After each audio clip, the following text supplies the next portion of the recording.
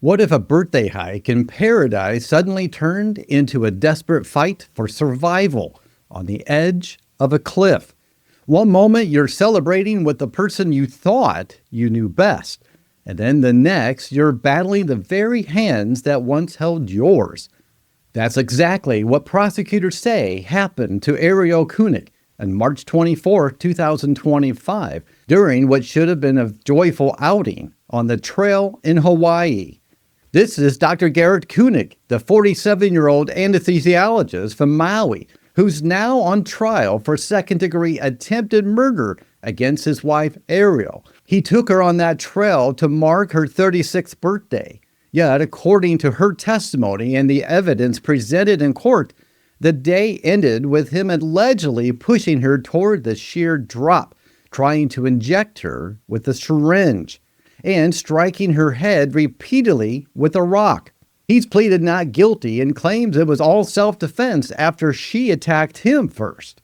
The jury is expected to start deliberating soon, and the conflicting stories have kept everyone watching very closely.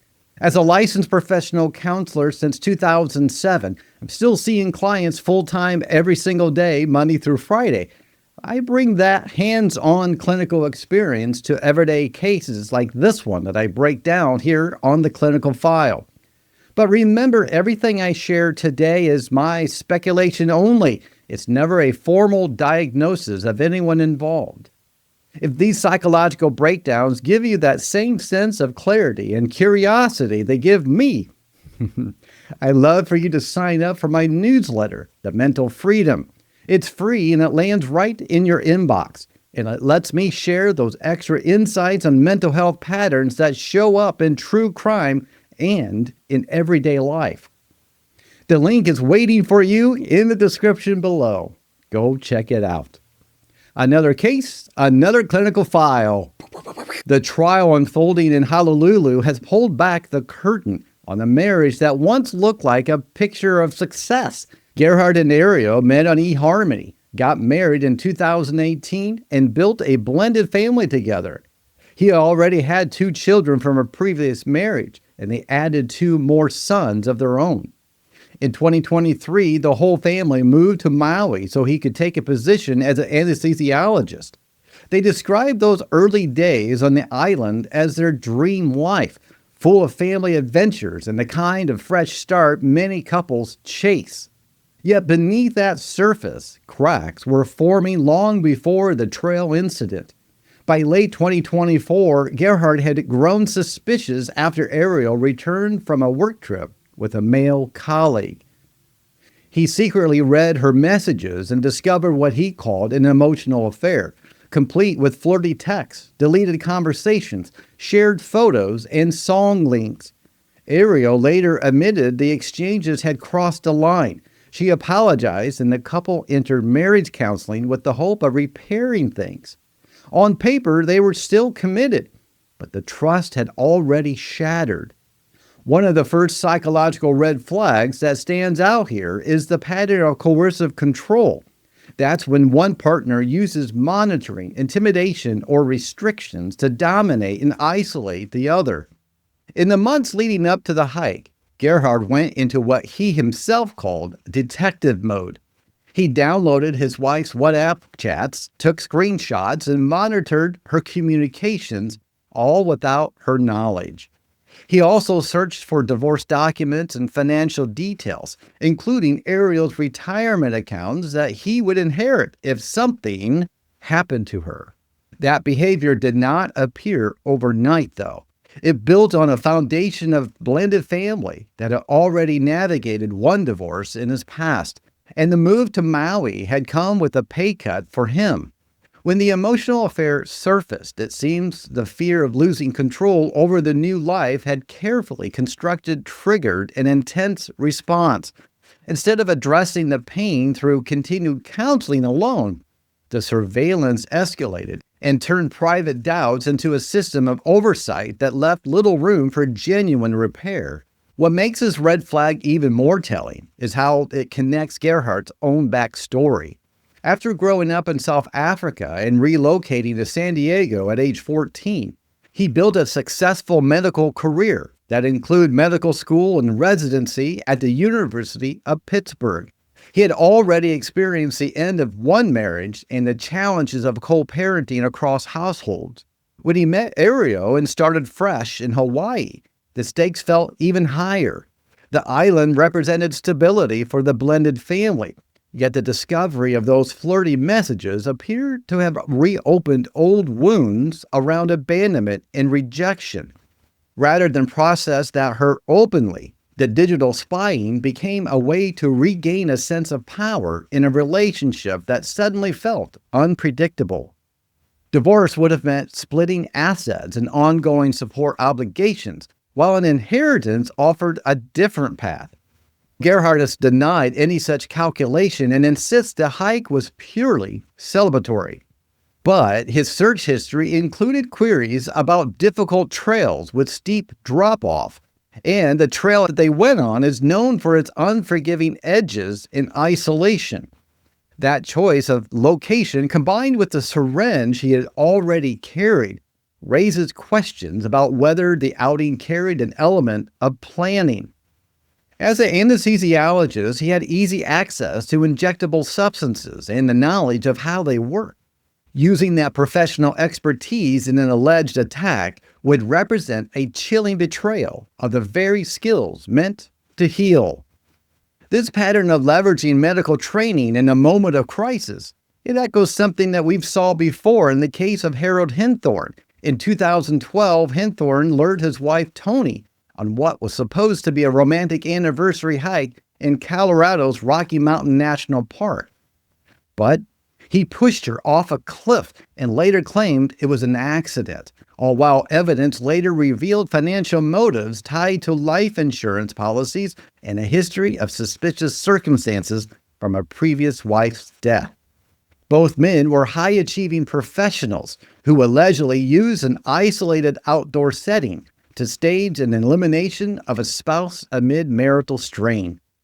The deception, the remote location, and the insistence on an accidental explanation create a haunting parallel that highlights how calculated isolation can mask deeper psychological turmoil.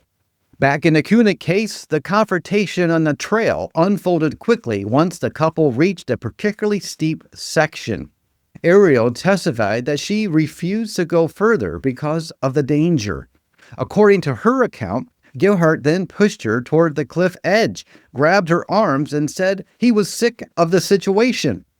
She described him as straddling her, attempting to inject her with the syringe, and then striking her head with the rock multiple times while telling her to shut up because no one would hear.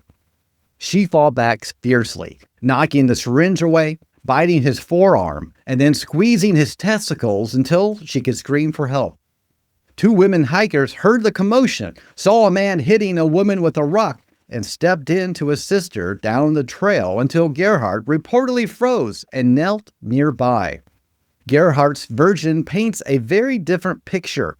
He told the jury they had been arguing about the affair when she suddenly shoved him toward the edge. He said she grabbed his testicles, hit him in the face with a rock, and that he would wrestle the rock away and struck her only twice in an impulsive act of self-defense. He insisted he felt horrible afterward and never intended to kill her. A defense forensic pathologist supported the idea that her injuries were consistent with fewer strikes than prosecutors claimed. Yet the son's testimony added another layer of complexity. On the day of the incident, Gerhardt called his 19-year-old son via FaceTime. According to his son, his father confessed to trying to kill Ariel because of the cheating, said he would not make it back to Maui, and threatened to jump off the cliff himself. Gerhardt later told the court that the call was emotional and fuzzy in his memory, but he acknowledged telling his son that Ariel had been hurt and that he felt hopeless. That moment of apparent confession stands in a stark contrast to his courtroom claim of pure self-defense, creating one of those unexpected turns that forces us to question which narrative aligns with the full pattern of behavior. Here's where the psychological picture sharpens even further. The alleged use of the syringe stands out as a red flag of opportunistic power assertion. An anesthesiologist knows exactly how quickly and discreetly certain substances can affect someone. Bringing that tool on a remote hike suggests more than a random rage. It points to a mind that, in a moment of perceived betrayal, reached for the most efficient tool available from its professional toolkit. This is not a typical impulsive violence. It reflects a calculated edge that can emerge when someone feels their carefully curated identity is collapsing. Another psychological indicator woven throughout is the pathological jealousy, sometimes called morbid jealousy in clinical literature. This involves an obsessive preoccupation with a partner's perceived infidelity that distorts reality and fuels controlling actions. Gerhardt's discovery of the emotional affair appears to have consumed him. The flirty texts were not physical, yet they triggered a level of surveillance and rage that escalated over months. When that jealousy collided with the financial and emotional investment in the Maui life that they had built together, the result was a breaking point on that trail. The why behind the alleged attack seems rooted in a perfect storm of betrayal trauma, or fear abandonment, and a desperate attempt to reassert control over a future that suddenly felt uncertain. We also see elements of narcissistic injury at play here. This term describes the intense emotional pain and defensive rage that can follow any threat to a person's sense of superiority or self-image. Gerhardt had rebuilt his life after one divorce, achieved professional success, and created what looked like an ideal blended family in paradise. The affair revelation threatened to dismantle that image. Instead of processing the hurt through therapy alone, the injury may have fueled a need to eliminate the source of the pain rather than face the vulnerability of separation. Prosecutors highlighted his review of financial documents as evidence that the mindset shifting from repair to removal. The son's FaceTime call adds yet another layer to the psychological profile. In that moment of crisis, Gerhardt reached out not for help, but to unburden himself with a confession and a suicide threat. That impulsive disclosure to a child from his previous marriage reveals a crack in the controlled facade.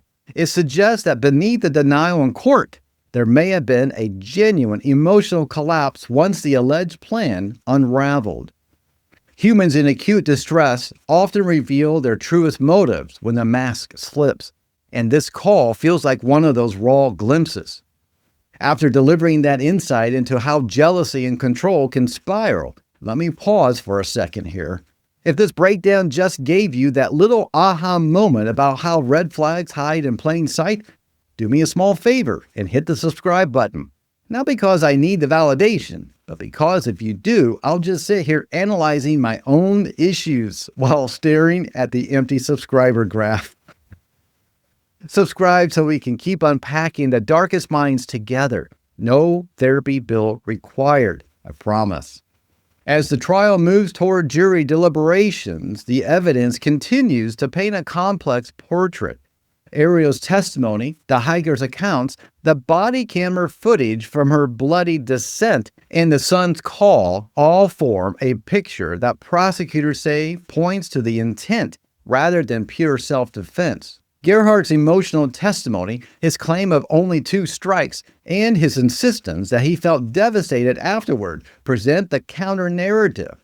Either way, the case forces us to examine how professional success, blended family pressures, and unresolved pain from past relationships can collide with devastating results.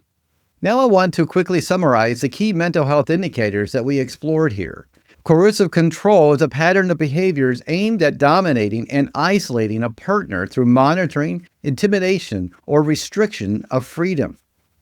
Pathological jealousy, sometimes called morbid jealousy, involves an obsessive preoccupation with a partner's perceived infidelity that distorts reality and fuels controlling actions. Narcissistic injury refers to the intense emotional pain and defensive rage that follows any threat to a person's sense of superiority or self-image.